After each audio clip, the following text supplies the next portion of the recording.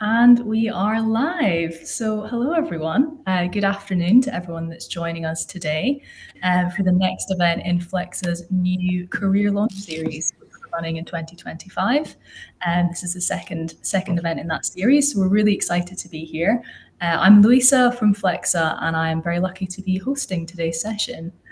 Today, we're going to be talking about all things early careers. And we're very lucky to be getting some inside tips from three experts at leading employers, Airbus, Mars, and Vodafone. We're really lucky to be joined by these speakers today who have really got that practical insight into the early career space from the hiring perspective, which I know is something that lots of the candidates who use Flexa are always really keen to hear about.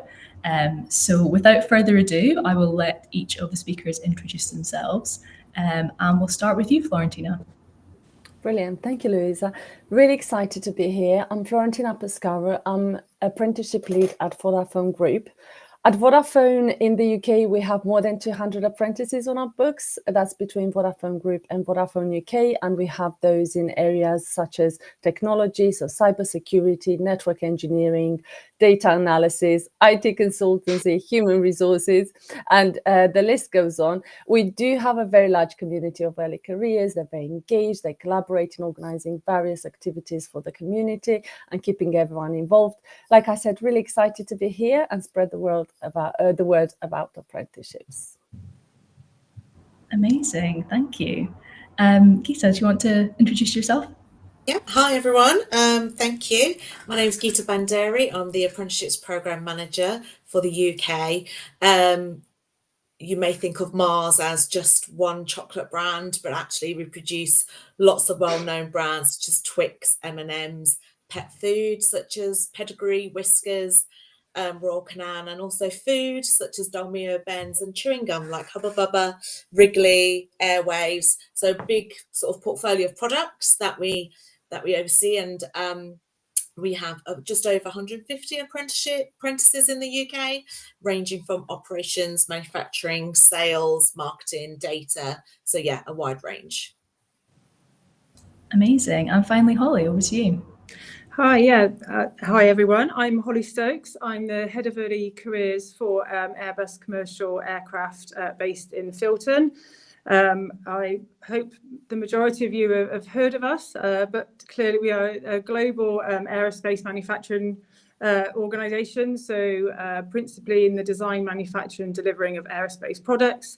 On the commercial side, defence and space and helicopters is a three key business areas. So I specifically work on the commercial aircraft side of things. And here at Filton, we've currently got in excess of 400 early careers participants over 3 programs. The majority of those are apprentices, but we also have internship and graduate programs as well. And we're currently in our recruitment stage for our 2025 apprentices, and with 10,000 applications to contend with, it's been a really popular campaign this year. So really looking forward to taking part in this today. Amazing, thank you all. Yeah, we're going to dive into this topic in just a moment. I know there's lots of different bits that we're going to cover. First of all, I just wanted to draw everyone's attention to a link that you will see at certain points in the background of today's webinar. So if you are a candidate and you're kind of early in your career looking for companies where you might want to get your career started, whether that is Airbus, Mars, Vodafone, you can head over to Flexa and create your account for free and have a look at all the things that are on offer. So you'll see that link floating around in the background and in the comments at different points throughout today's session. And with that, we will get cracking and get straight into it. And I think the first topic that would be really great for us to talk about today is that kind of idea of the key qualities that we look for when we're hiring, specifically for candidates in those early careers programs, whether it's apprenticeships or other early careers programs. Qualities beyond academic achievements. I think quite a lot of the time, whether people are coming out of school or coming out of college or university, CVs and applications can get really focused on what they've achieved academically. And that's obviously really important and it's something lots of candidates are really proud of. But I think it's definitely worth us discussing some of those other qualities that maybe stand out to you when you're kind of reviewing 10,000 applications for your apprenticeship program and things like that, the qualities that really make people stand out. So with that mention of the 10,000 applications, Holly, I think can we start with you on this one? I shouldn't have mentioned that, should I? Yeah, so I mean, clearly, as you can imagine, for an organisation such as Airbus, the technical qualifications are obviously something that we are really keen on, particularly for our kind of engineering qualifications that we do. But yes, it definitely goes beyond the academics. So some of the other things that we're really keen and that we look for is those softer, more kind of what we would call employability skills. So how somebody is able to demonstrate their communication skills, how well they work together in a team, can they demonstrate how adaptable they are to situations, are they able to demonstrate their passion for learning and their curiosity for that. Things such like displays of emotional intelligence and being really self-aware. Those kinds of things, like I say, going beyond the academic side of things is things that we look for. Now, they're not always obvious in a CV, and they're very hard to get across. So, and I think we come on to how we look at that further on in the questioning. So, yeah, those are the other types of qualities that we would be looking for. Nice. Yeah, those softer skills are so important, aren't they? I think particularly when candidates are earlier on in that process, it's sometimes not something that occurs to them, but it's actually really helpful. Anyone else got anything they wanted to feed into on those kind of non-academic qualities that you're looking for?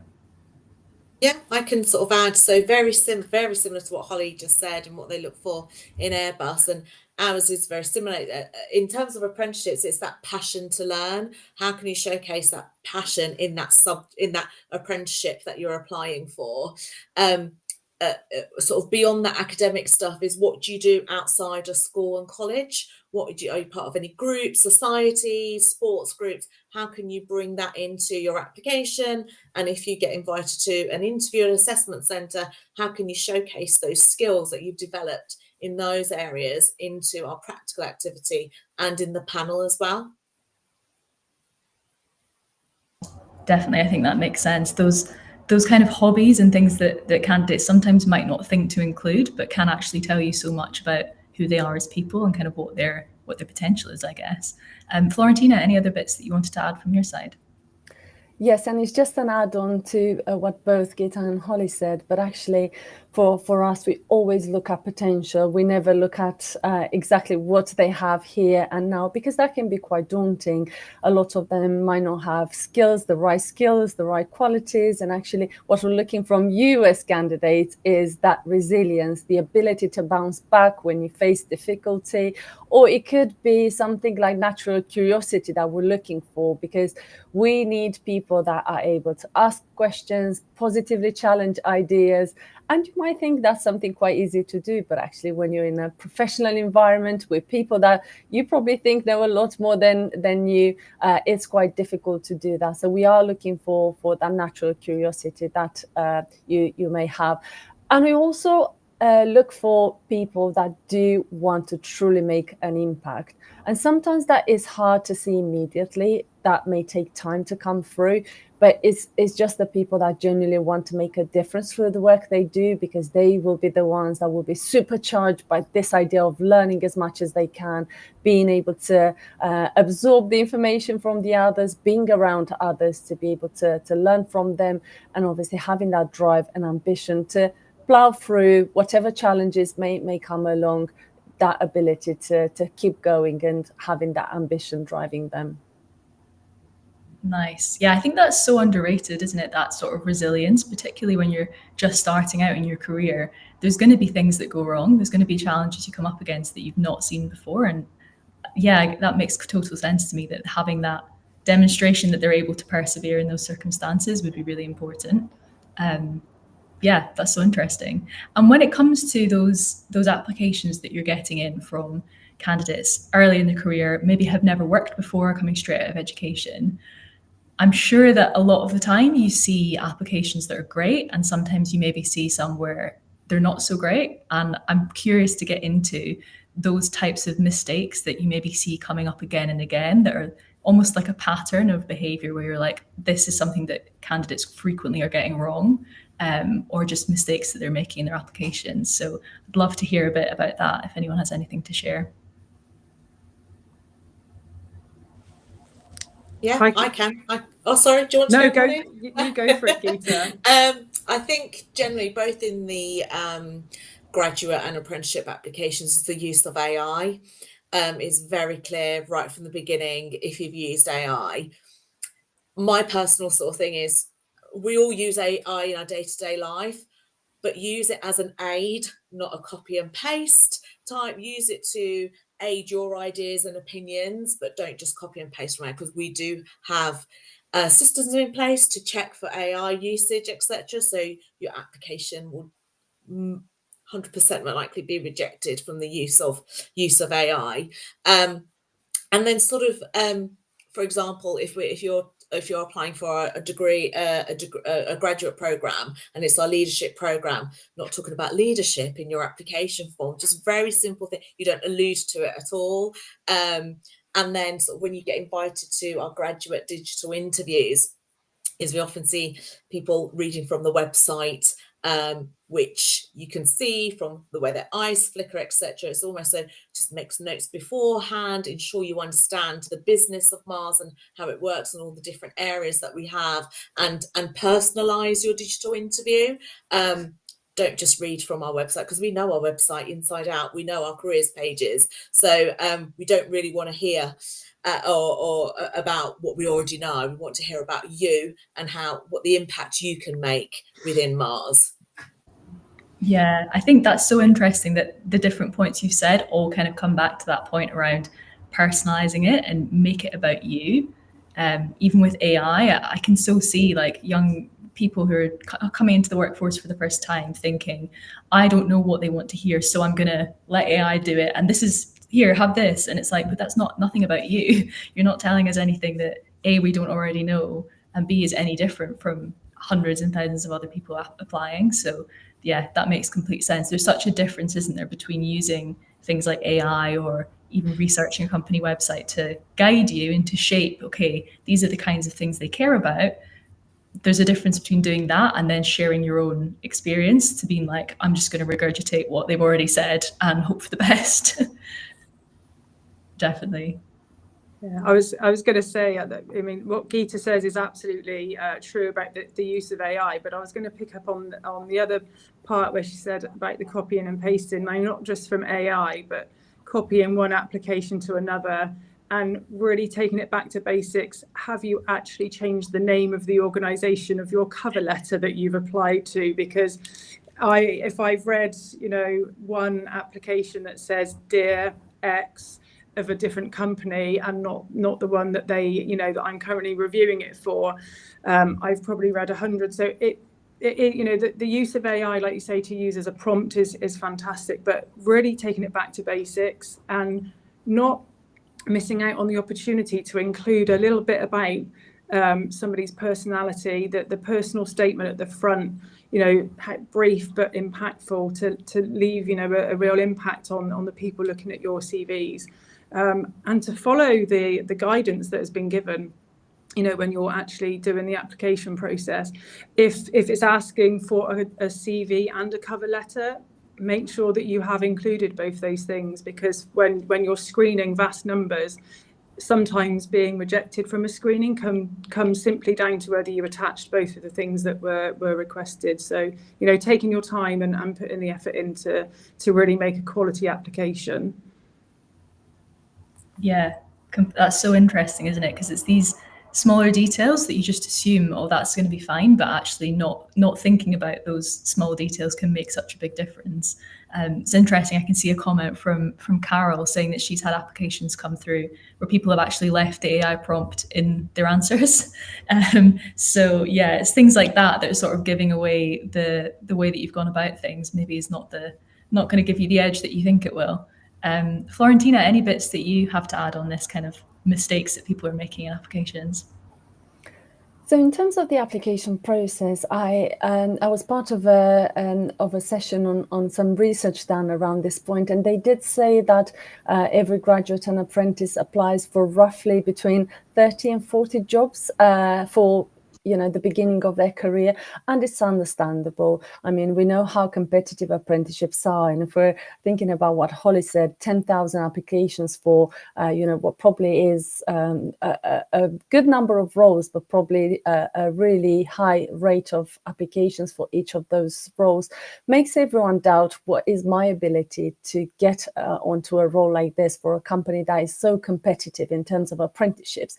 So the question is now, how do you as a candidate make sure your application will stand out? And I see a lot of times that people probably go by, because we are quite a sort of big brand name, they go by what they know about us generally, forgetting that actually we are much more than what you or other people used to know us as, let's say, phone providers or just the network providers. Of course, these days we do so much more. We do intelligent transport systems, or we revolutionize healthcare, for example, and sometimes they just talk about phones and network.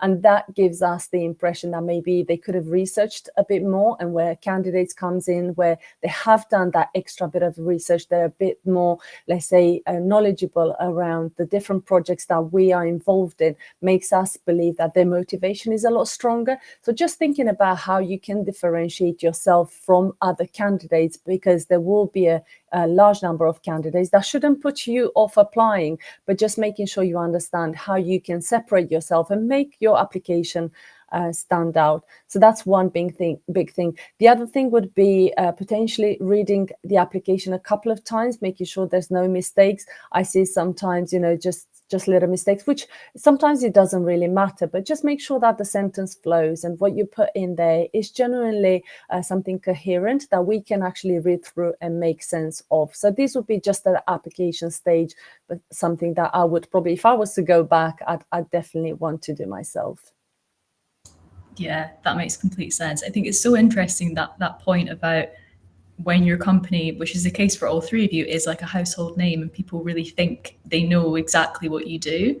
And so I can understand, particularly like you mentioned, Florentina, with these candidates who are often applying to dozens of different jobs at the same time, they maybe just think, okay, I'm just going to put down what I know, but actually taking that extra 5 minutes to just have a bit more of a dig and find out, what actually makes this company tick, what are they actually looking for, and what can I offer, definitely makes such a big difference.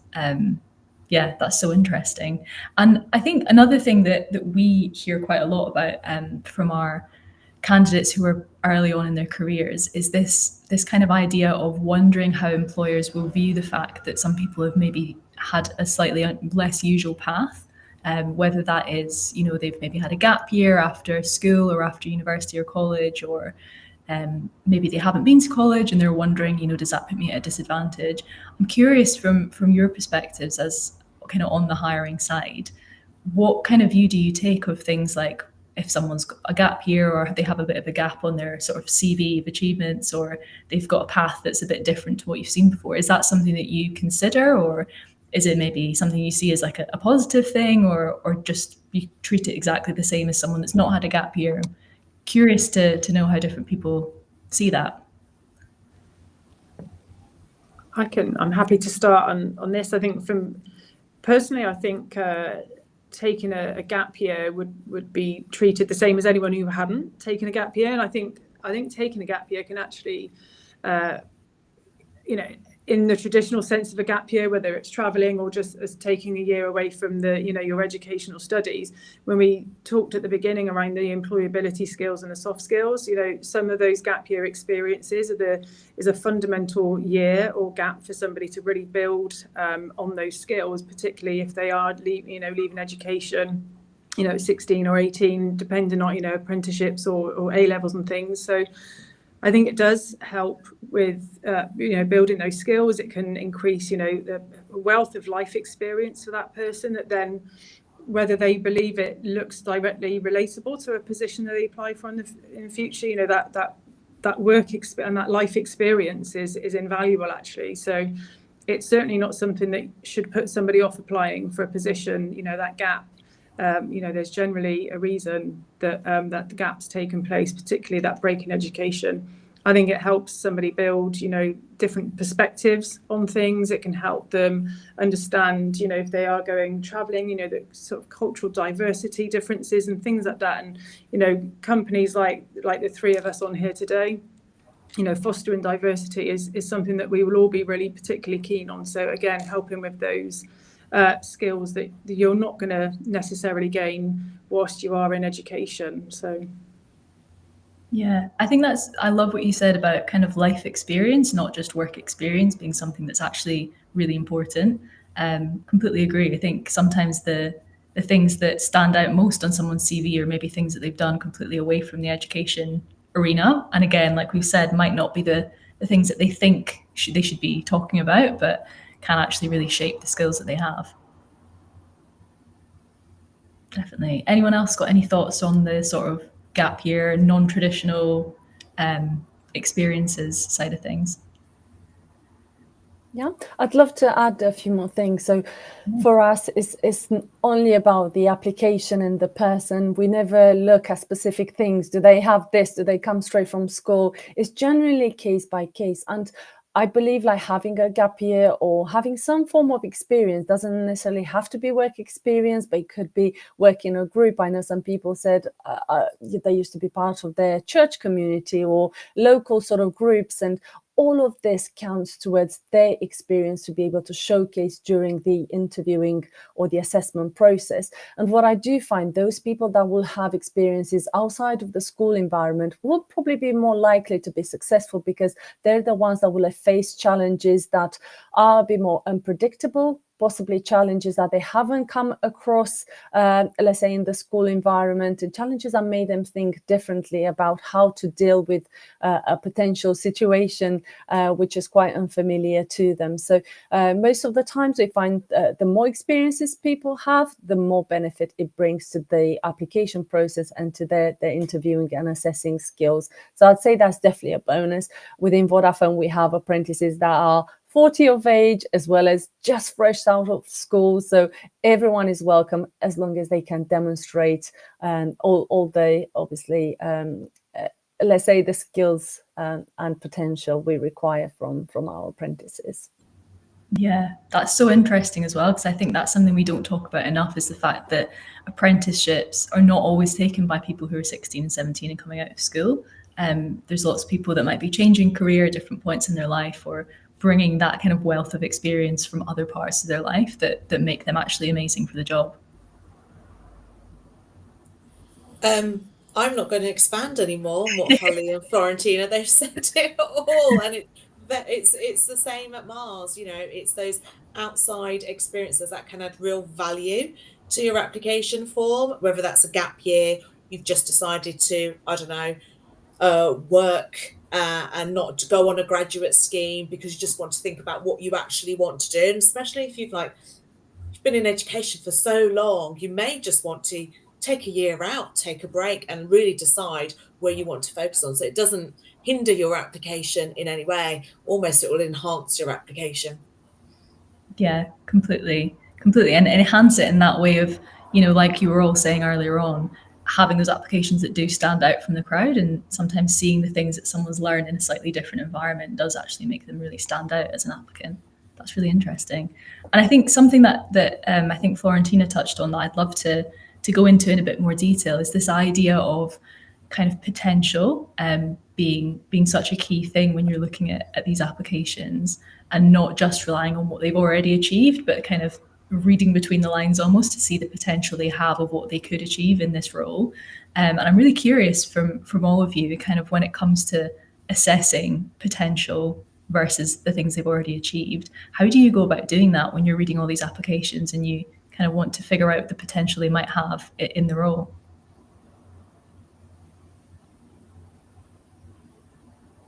Shall I go? Should I go first? Good. Please do. At Mars, so our apprenticeship process is you apply, you input very basic data, and there's one question you've got to ask answer in sort of why do you want to work at Mars? Very simple. And that is for us to see your motivation, why you've applied for that apprenticeship scheme. And that takes you through to the phone screening stage. And that's when we'll go through your sort of potential. We're looking for those, we have potential questions. So there's sort of, we're looking for potential, your drive to learn, your passion. If you apply for an engineering apprenticeship scheme, your passion for engineering, what have you done that showcases that you have a passion in that field? Just assess in terms of your ability and drive to learn. And that's what it is. It's, yes, you've got a lot of practical experience, but also there's an academic side to it as well. And you have that drive and passion to learn as well, and understanding that where you want to go in your career. And also it's that two-way thing as well. We assess at Mars in terms of, are we the right fit for you as well? Not just, are you the right fit for us? It's that two-way process for us. And you may find actually Mars is not, but a lot of people do find Mars is for them. So it's it's that what we're looking for, and very much the focus is on potential and that drive and passion and wanting to learn. Yeah, I think that's so interesting. And it's really important, actually, what you said about it being a two-way process. I think a lot of candidates do forget that, particularly if they're earlier on in their career. It can be all about, what do I need to do? What do I need to fit into to match this company? And it's actually really important for them to be considering, like, is this the right fit for me as well? Yeah, love that. On that kind of potential versus experience thing, anything that either of you would like to add, Florentina or Holly? Yeah, I'd love to add just a few more things around our application process as at Vodafone. We do have a number of stages. So, of course, the first would be the application process. And we have a few questions that are referring to eligibility. So, obviously, if you go past that stage, you'll be invited to the online assessment. And within that, we test a number of things through a game-based assessment. So it's things like logical reasoning, numerical reasoning, and we have a video interview as well. So I think the more you get to know the application process of the company you're going for, the easiest is going to be to actually face those assessments yourself and be able to demonstrate your potential. Because why is it potential and not actual skills that you have to demonstrate? Is because these things simulate the environment that you will have in the workplace. They are not requiring you to understand a workplace or understand the exactly the qualities and the skills you have to have, but it's just testing you for that potential. And it's things that you can practice in advance if you know the application process, you know the online assessment, and what you need to do for that. You can practice ahead of time. And when it comes to actually doing the online assessment, you'll feel more at ease with the kind of challenges that come in front of you.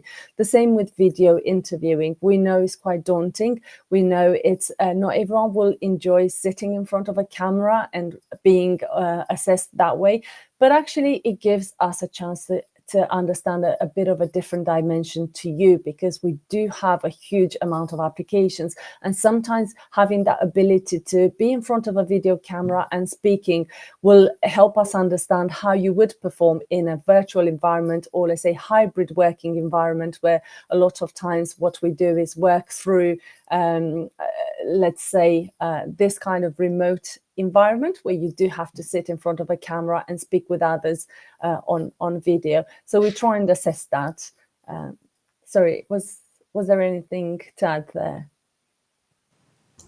I think that was really interesting, particularly what you were saying about the sort of almost game-based assessments. I think that's a really interesting way of doing it, because, like you say, it allows people to just focus on that, being in that situation that's actually going to reflect what it might be like for them in the company, rather than maybe the more traditional assessments that you used to have, where it's all kind of, answer this question in 500 words or that kind of thing. Like, there's a place for that, but it's quite interesting to mix it up with those more practical assessments that might give people a chance to show off their skills in different ways. Holly, any bits that you wanted to add around that sort of potential piece? I was just going to say, similarly to what Florentina just said, for Vodafone, we again have stages of our recruitment process. They sound incredibly similar, and like many now, most are now virtual and online. So candidates to get used to that video experience. So we do again use the the video form of interviewing to get to down select candidates. We then do kind of like a virtual assessment centre. So we would have a group of candidates on a virtual assessment centre and they would experience, your more traditional kind of competency-based interview along with like a virtual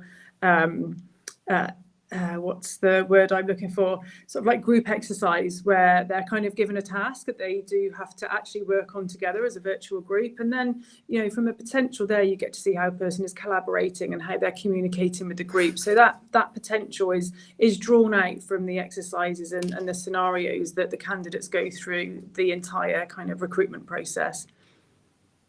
So all very similar. Yeah, it's interesting, isn't it? Seeing those themes that even in quite different companies that do quite different things, it is those soft skills and the things like collaboration and seeing how people's minds work is actually sometimes the most important thing, particularly in that early career space where you're not expecting candidates to be coming in knowing absolutely everything about a certain topic. It's very heavily reliant on how do they actually work and is this going to be the right fit for them. I think that's something that we definitely hear a lot from candidates who use Flexa, who are at that earliest part of their career, maybe looking to enter the workforce for the first time. Lots of them are, yes, early in their career, but really ambitious and kind of wanting to find a career opportunity that's going to give them that space to grow and to develop, which is, I think, really admirable that people are looking that far ahead. They're not just thinking, okay, how do I get my foot in the door for my first job? They want to see that almost progression path and what they could achieve. And it's something I'm curious to hear from your perspective on the hiring side. How can candidates who are in that early space and maybe haven't got loads of work experience, how can they demonstrate to you that they have that kind of potential for leadership or growth or development? Are there any bits that you kind of look out for in applications that are almost a signal to you where you're like, oh, this candidate could have that potential to develop and be a leader? Gita, I'll come to you first on this one. Yeah, so for our apprenticeships, especially for our operations and manufacturing, they're the ones that engineering and operations, they're the ones that you're going to be in the factory 5 days a week. So they actually come in for an in-person assessment centre because we want to see how they work together in a team. So we'll have approximately 6 to 8 at a time come into an assessment centre. There'll be a practical activity that they do together. So they're given a task and a practical activity. And then what we sort of look for is how you're asking questions to each other, how are you presenting your thoughts, are you listening to others, are you including those that are not participating as much, how are you presenting yourself to others. And that is for us to see how you're working in a group, potential leadership as well, skills as well. And I think a lot of people may think, oh, they're looking for leadership skills. It's not saying here I am and I'm going to tell you everyone what to do. It's how you're behaving and how you're getting the best out of other people in that group activity, how you all working together, how you're bringing out maybe the quieter ones in the team and supporting them, and that is a leadership quality, how you support others that are not quite engaged, etc. And then sort of it's very similar in our sort of graduate space where you have, similar to what Holly and Florentina said in terms of that online assessment centre, get given a case study and you work in groups, and again looking for very similar things, how you present your ideas, your thought process, etc. And are you doing things in a timely manner? Are you finishing the task on time? They're the general things that we're looking for.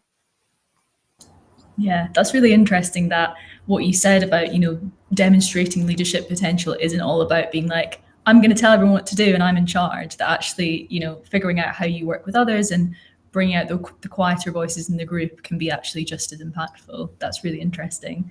Holly, did you have anything on this kind of leadership piece that you wanted to share? Yeah, I do. And actually, Luisa, what you just said is really key for me. I think a lot of people think that leadership is about being the loudest person in the room and showing that you can control a group of people.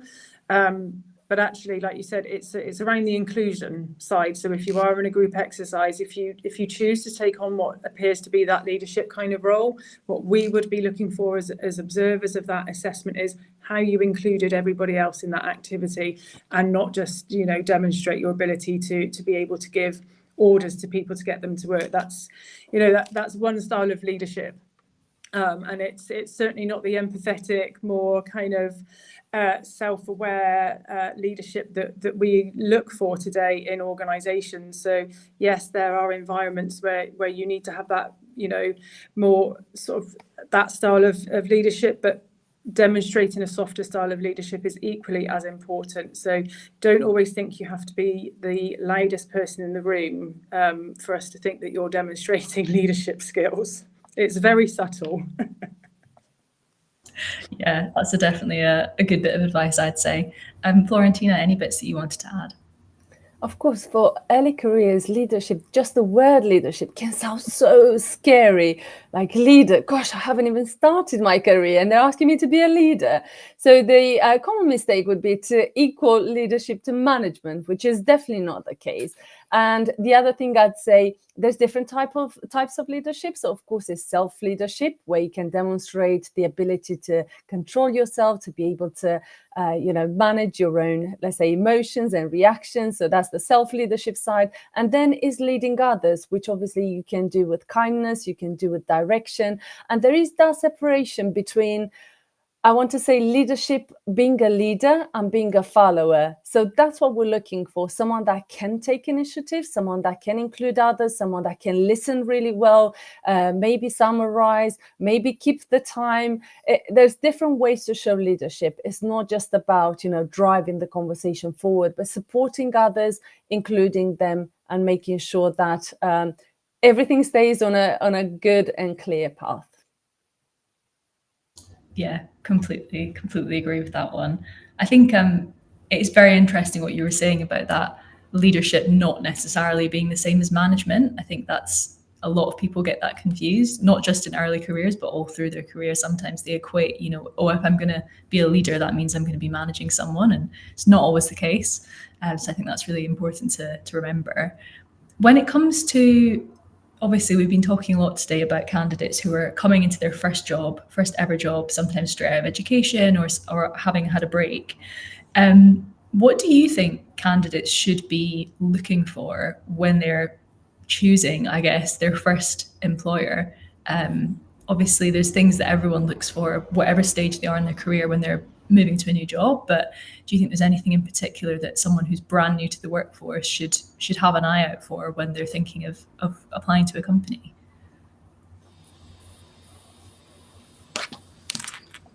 I think I would advise, when you're thinking about an organisation that you want to work for, and one where you've got a potential, career for an incredibly long time, is do you share or have the same kind of like personal values and purpose, so that you can actually resonate with your employer, to really think about what is important for you, for the impact that you want to make, for the career choices that you've got. So looking for an organisation that can offer those career opportunities. All of us on the call today, that we would be able to offer, global opportunities for people once they've, finished programs. There would be a wealth of positions available for people to really go beyond just the role that they're looking for. And I think that's quite an important one for me, is to not think about the short term, not just think about the apprenticeship that you're doing and thinking that is going to be your job forever and ever, because it's just the start of your career. It really is just the start of the career, and then it can flourish, when you've done your apprenticeship or finished your graduate program, however you enter the organisation, this is your first kind of role in it, and it goes way beyond that. So definitely looking for those personal values kind of alignments and the types of progression and moves that you would be able to make within the company, if that's, what you're looking for. Yeah, that piece about values is so interesting. I think that's something at Flexa we've definitely noticed in the last few years has really increased, is that interest from candidates in what are their own values, what is the values and the mission of this company that they're thinking about applying to, and do those match up. We actually introduced just last year, we've got some new filters on Flex so that people can actually search companies by the missions and the values they have, and that's been really popular actually, which might not be the first thing you would think that people are job searching based on, but it's something that's definitely really, really important to candidates now.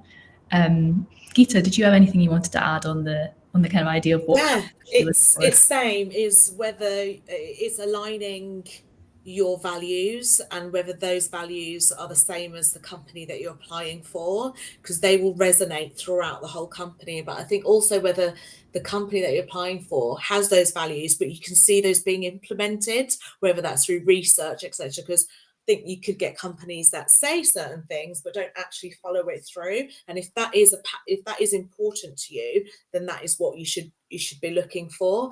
And again, it's that career pathways. Not everyone, and I think maybe some people think they're starting out in their early careers, it's that vertical pathway, but lots of people that I think who stay and remain within company have that vertical, horizontal pathways. And you may start out in one area of the business, but there's opportunity to go elsewhere. So for example, we've had apprentices that started out in our factory site that are now in marketing teams, etc. So just because you're in one area of the business, look at companies where you've seen employees or associates, as we call them, that have moved across the business and also ultimately moved to different countries as well.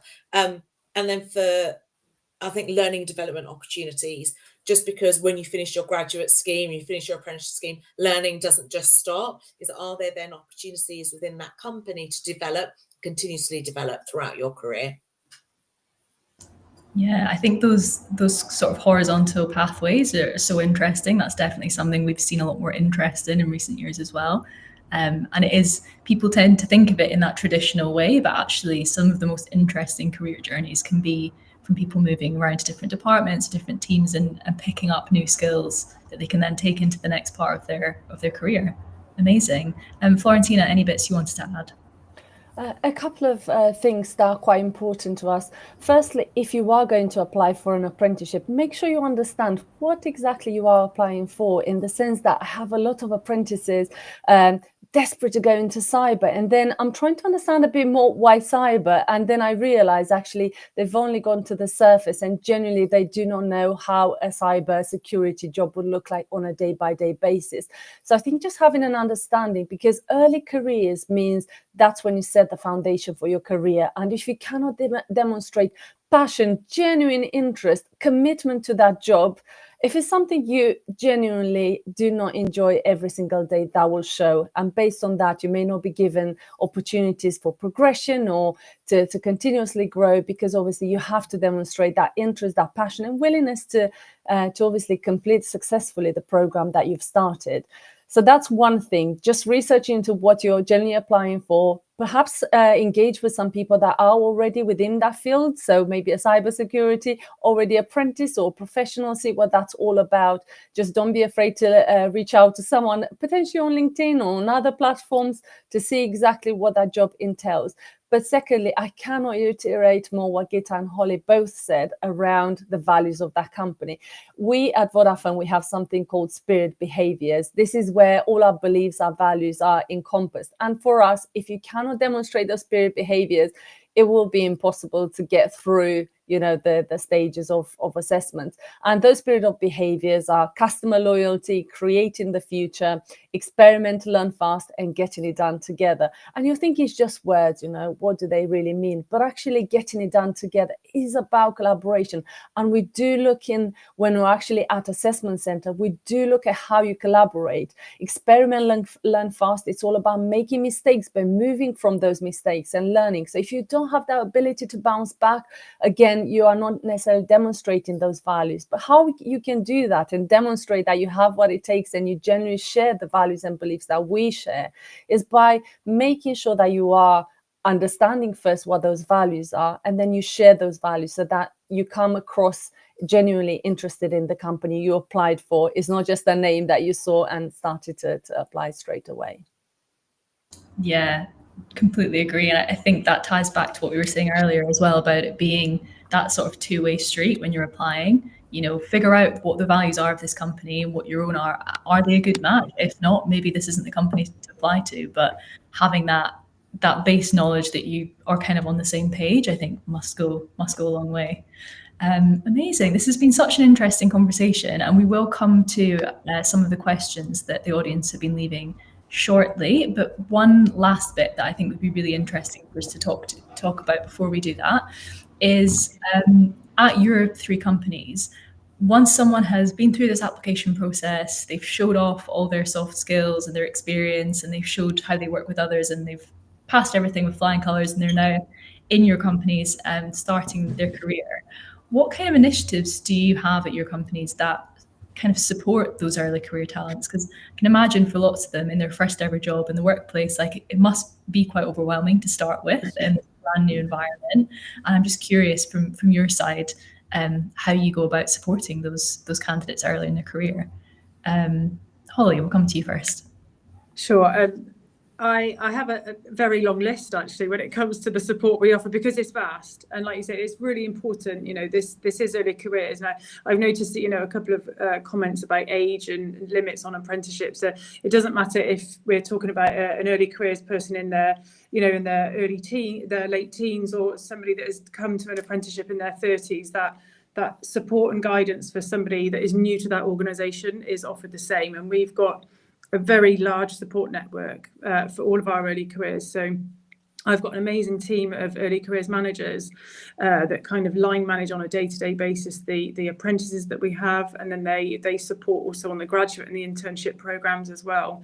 Aside from those, we have business support, early careers kind of out in the business. So whether they be in engineering or procurement or supply chain, they then have a dedicated person within that business area that the person can go to, as well as then placement managers that are there to support them, mentors, coaches, all of that kind of wraparound support is there. Beyond the kind of management of them on a program, we've got really strong support from a well-being point of view, whether that be from a mental health point of view, occupational health, just general support in the organisation.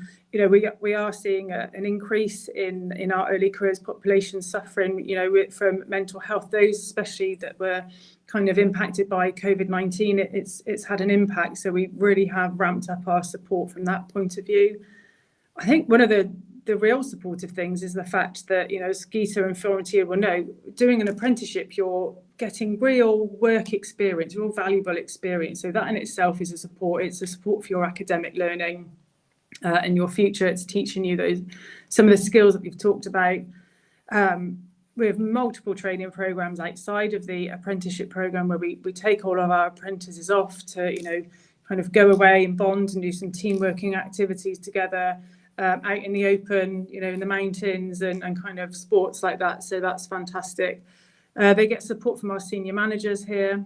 And we have a really astonishing number of employee resource groups established at Airbus that cover all multitudes of resource groups.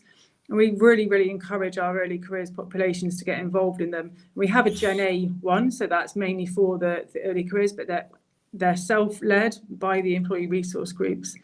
So those are there. And then one of the things that supports them, but also supports us with our ambition, to increase our, the attractability of STEM in schools, is that we do have a really strong STEM outreach program. So that's, supported by one of the early careers managers in my team, but then very much backed up with all of the early careers participants, and they get involved and they go out and they speak to pupils in the local areas. So there's this big wraparound kind of support for the talent that we have in early careers. So whether that be training, resource groups, mental health support or line management support, it's quite vast. So they feel very supportive. And one of the last things to mention was only this morning, it was an absolute privilege. So in terms of some recognition support, we do a recognition of learning event every year where we really celebrate the success of our apprentices and graduates.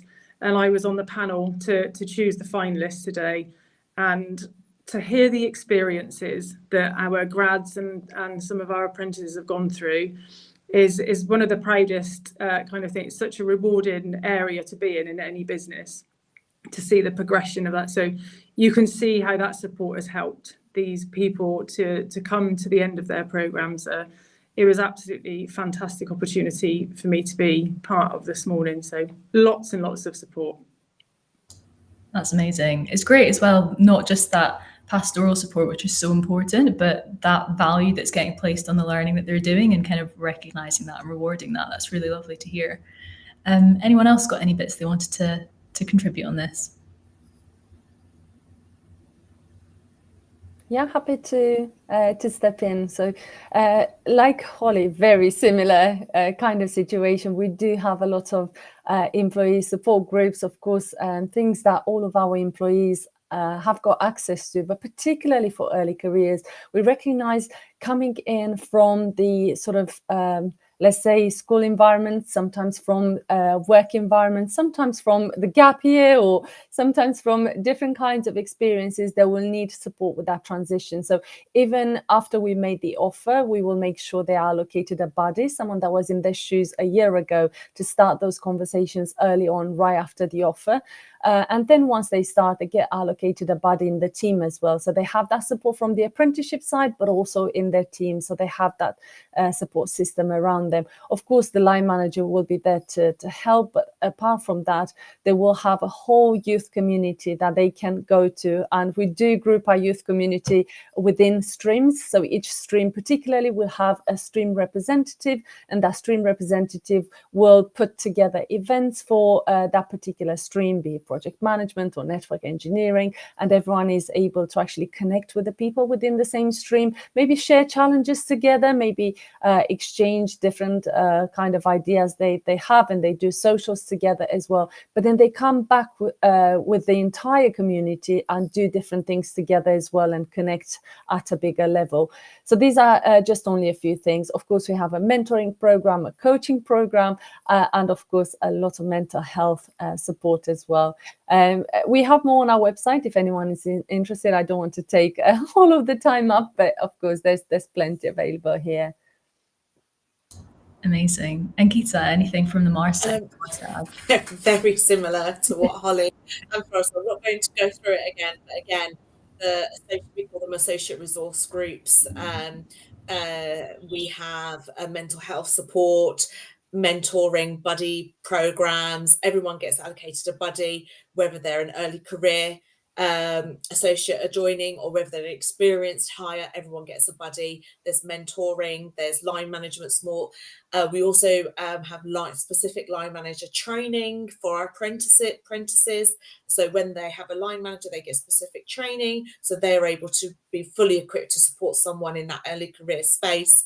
So I'm not going to go through everything again, but yeah, very, very similar. Amazing. That's good to hear that these kind of structures of support are so detailed and that they're kind of similar across these different schemes. That's really good that they've got the support within their own team, within the wider company, and that value that's being placed on them learning and being comfortable in this brand new role. Amazing. We've got a few minutes left, and we've had lots and lots of questions coming in, so thank you to everyone in the audience for that. One topic that I've noticed a couple of different questions about is this idea of the sort of later apprenticeships that we've talked about. So people maybe not coming straight out of school or college, but maybe making a bit of a career change, and a couple of questions specifically around any recommendations that the panel has for career switchers, basically, who are looking to move into a new industry or a new role, and are kind of not sure how they can best demonstrate that they're the right fit for that kind of new space. So I wonder if anyone has anything they want to throw in on that topic. I think for me, you'll come with a whole host of experiences, and you won't be considered any different to someone who's either early career and starting out. So I'd say apply. You've got so much to give, and you would have so much more experience from other industries or another area of business that is not related to that apprenticeship scheme. So apply. You will be treated just like any other candidate. So yeah. go for it. I'd say go for it and don't hold back in applying. Nice. I would definitely agree with Gita. I think there is no age limit. There was a specific question on, is there an age limit? And no, there is no age limit to an apprenticeship. It's about whether it's the right thing to you, regardless of age. Whether you're 18 or 35 or 40, is it the right thing to do? I think you really need to consider the route that an apprenticeship is. You are studying and you are working at the same time. That's difficult regardless of age. And depending on the role that you're applying for, Gita's already mentioned, in terms from a manufacturing environment, you're going to be more on the shop floor, probably spending more time on site. For us, with our kind of degree level type apprentices, the whole first 9 months of that is based at college. So you do need to be making those decisions as well about, is this the right thing for you to do an apprenticeship at this point in time, and really explore what that apprenticeship looks like in reality. Are you always in the office? Are you at college? And just making sure that it's the right fit for you. But again, it's regardless of age, really. One thing I'd want to add from probably the same angle as what Holly mentioned. When you are starting an apprenticeship, you are completely immersed in the apprenticeship program. So anything we have to offer, you have to be part of it. So there can be sometimes experienced professionals coming into an apprenticeship and they say, well, actually, do I have to go on this trip because I already have these skills? So obviously for us, consistency is important. You may not necessarily learn a lot about that particular skill yourself, but you may be able to support others, help others, and you're learning through that experience in a different way. So one thing I'd say, like Holly mentioned, make sure this is the right thing for you, the program structure works for you, and you are ready for another period of learning, because you might be a long time from your learning time, and potentially this may be something that will bring a big change to your life. You might have to study at the weekends, in the evenings. So obviously consider that as well, because it's still for ourselves, it's still a degree that we are offering as part of that apprenticeship. And the fact that you have other commitments,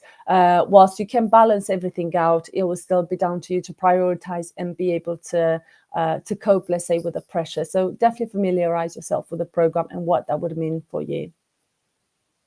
Yeah, that's so interesting. It kind of comes back almost full circle to what we were talking about at the beginning, about making sure you've done your research and figured out, not only what's this company about and how do they tick, but what is the nitty gritty of this apprenticeship program, and is it going to be the right fit for me, and is it something I have that capacity to take on?